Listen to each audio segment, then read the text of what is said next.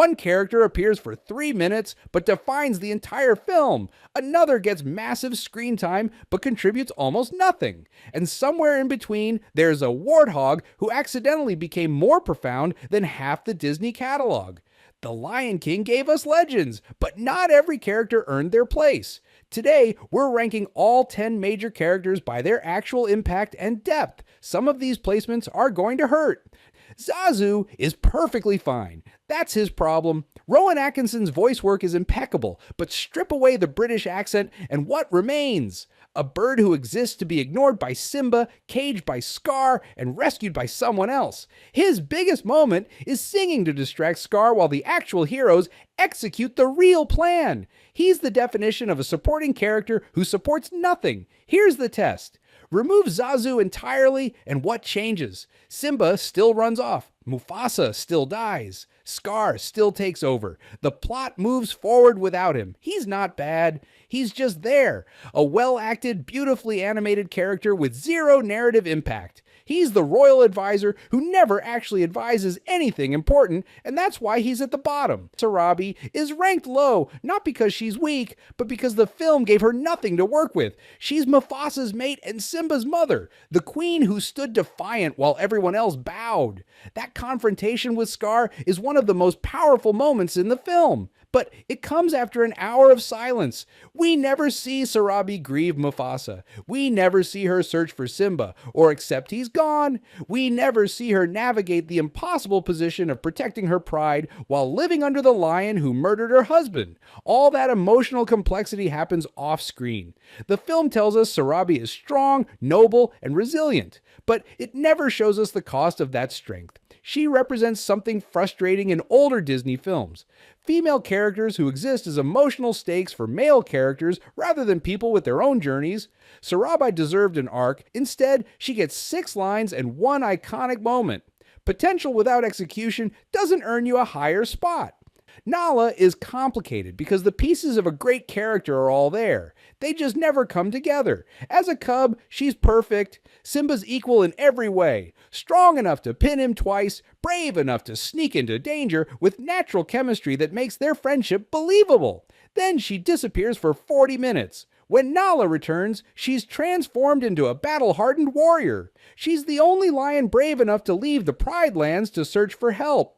Her confrontation with Simba is raw and emotional, demanding he face the truth instead of hiding behind jokes. But we never see that transformation happen. We never see what Nala experienced under Scar's rule. We never see what drove her to leave or the impossible choice to abandon her pride, hoping to find salvation. Her entire character arc happens off-screen, and we're supposed to accept she's now a warrior. She's not a bad character. She's incomplete. The movie needed 10 more minutes showing her struggle, her journey, her pain. Instead, we get glimpses of greatness that never fully materialize. That's why she's at 8. The hyenas represent something fascinating the film never explores. The outsiders, exiled from the Pride Lands, starving, desperate enough to align with a villain who promises food and power. They're the consequence of Mufasa's rule, the shadowy place given form. There's genuine political depth here about who gets left behind when kingdoms prosper, and the film ignores all of it. Instead, they're bumbling henchmen who fail at every task and exist to be scary when convenient and funny when needed, which means they're never fully either. Whoopi Goldberg, Cheech Marin, and Jim Cummings bring energy to the roles. Ed's unhinged laughter is genuinely unsettling. Be Prepared is iconic, but characters shouldn't rank on celebrity voices and one good song. They're wasted potential. A glimpse at a complex Lion King that could have explored class, exile, and desperation. Instead, they're disposable antagonists the plot uses when necessary. Every scene. Rafiki appears in maybe 5 scenes. Every single one is unforgettable. He's introduced as cryptic and mystical, then fades into the background until we need him most. And when Rafiki returns, he doesn't arrive as a gentle sage offering wisdom. He arrives as a laughing madman who hits Simba with a stick. That entire sequence is perfect. Rafiki doesn't coddle Simba's trauma or deliver motivational speeches. He speaks in metaphors, whacks him on the head, and forces Simba to reach his own conclusions about learning from the past instead of running from it. It's one of the most iconic moments in Disney history, delivered by a character with barely 10 minutes of screen time. Rafiki represents the economy of storytelling. He doesn't need a backstory or emotional arc. He exists as a spiritual guide, and every moment serves that purpose perfectly. The presentation of baby Simba, the mourning of Mufasa, the rediscovery of the lost prince, and the final battle. Rafiki is exactly what he needs to be. Nothing more, nothing less. Timon and Pumbaa were designed as comic relief, two goofy sidekicks to lighten the mood after the darkest moment in Disney history. Somehow, they became the emotional heart of Simba's redemption. Hakuna Matata isn't just a catchy song, it's a complete life philosophy delivered by a meerkat and warthog who stumbled into raising the future king. And here's what makes them fascinating. Their philosophy is both completely wrong and entirely necessary. Running from your past doesn't solve anything. Avoiding responsibility doesn't make you free. The film knows this. Nala knows this. Even Simba eventually knows this. But without Timon and Pumbaa, Simba doesn't survive long enough to learn that lesson. They gave him safety when he had nothing. They gave him laughter when he was drowning in guilt. They gave him family when he believed he'd destroyed his own. They weren't trying to raise a king. They were just trying to save a traumatized kid. And when the truth comes out, when Simba confesses what he believes he did, they don't abandon him. They don't judge him. They march into an active war zone to fight beside him because that's what family does. Nathan Lane and Ernie Sabella have incredible chemistry. Every line lands. But beneath the comedy is something genuinely touching. Jeremy Irons voiced Scar, with so much theatrical menace that an entire generation understands what Shakespearean villainy looks like.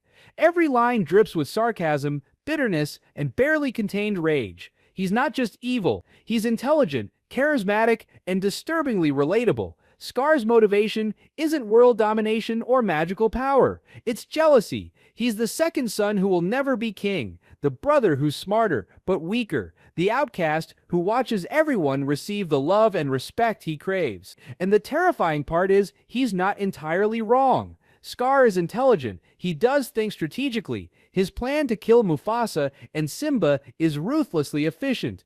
His manipulation of Simba's guilt is psychological warfare that actually works. For a brief moment, he even succeeds. He becomes king. Then the kingdom collapses, because intelligence without wisdom is just clever cruelty. Be Prepared is one of the greatest villain songs ever written. The stampede sequence is nightmare fuel. The final confrontation where he begs for mercy, then attacks the moment Simba turns away, shows a villain who'll do anything to survive. But there's a reason Scar isn't higher. He's not complex. He's spectacular, but one-dimensional. We never see him struggle with killing his brother.